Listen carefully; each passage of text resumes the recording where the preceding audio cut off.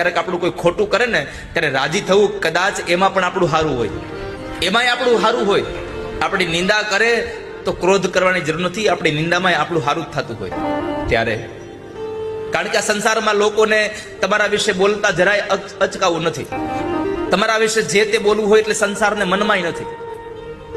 પણ એની વાતને મનમાં લઈને બેસશો તો તમે આગળ નહીં વધી શકો. તમે બીજાનું ધ્યાન રાખવામાં રહો ને તો તમે ત્યાંથી એક ડગલું આગળ નહીં વધો. એટલે તમે તમારું કેમ હાલવાનું છે એનું ધ્યાન રાખો બસ.